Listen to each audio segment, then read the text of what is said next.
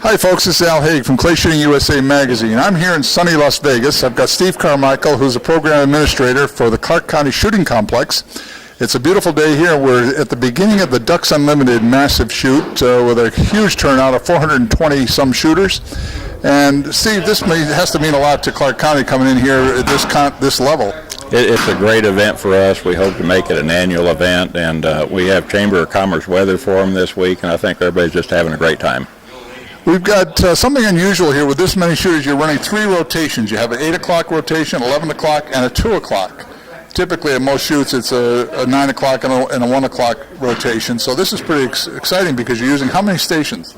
Well, they're using 28 of the 30, and so there's only 2 that's not being used. But with the daylight being fairly short this time of year, they felt it was necessary to get the amount of shooters in that they had. And of course we'll be looking, hopefully they'll be back next year, and we'll be looking at other ways to run the program, maybe add some more events to it. If we have to add more stations, we'll add more stations, whatever it takes to make it work right. Well, this is a big step, getting a shoot this size, coming over here for the first time and continuing to bring the business here for the Clark County. That's got to mean a lot to the county itself. It certainly does, you know, to have these type of events, and people want to come to Las Vegas. I mean, they want to be here, and we want to bring them here. All the county commissioners are behind this, all the upper county management, and we just hope to bring more of them, and events like this are great for all of us.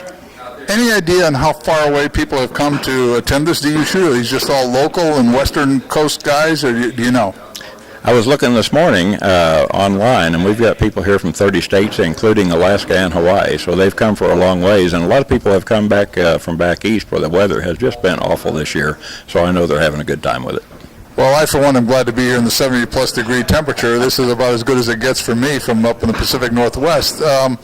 You were telling me a little bit this morning about some plans that Clark County has for this complex. I mean, it's as big as one can imagine, but there's some growth available to it, and you've got some plans. Tell us about that. Well, a lot of people probably know, and a lot of people don't. This was built with federal funding, but we're also open to sponsorships. We're looking for sponsors to help put in our international fields. We've got plans for 3 international bunkers and an international center. We want to build a new event center up here. So we do have the rights to have partners through our capital naming program, and so we're looking for active partners who'd like to get their name on this facility and help us build some of these structures and facilities. Well, we've got a great shoot going on here. You had a 100-bird prelim yesterday. Yes. And we've got the beginning of the 200-bird main today and again tomorrow, so the scores are pretty high. I'm assuming that the targets are comfortable for the majority of shooters, so some of the better ones are having a great time. Everybody I've talked to says they're really enjoying the courses up there, and of course they've got 8 different 5-stands set up down here below on the trap and skeet fields as well. 3 of those are for the registered tournament portion of the event, and 5 of them are just for fun shoots for prizes that DU puts out. $75,000 worth of prizes and Browning guns. It's going to be a great event. Well, we'll be getting a lot more information as we go on here through the weekend. I'll be talking to some of the shooters a little bit later. We'll be talking to some of the people from DU, Ducks Unlimited. And for now, just so if you know, the entire story will be in the next issue of ClayShootingUSA magazine.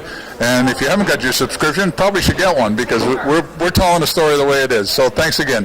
Thanks again, Steve. Great magazine, Al. We're certainly happy to have you here and hope you'll always come back and cover our events. We do our best. Thanks again. Thanks.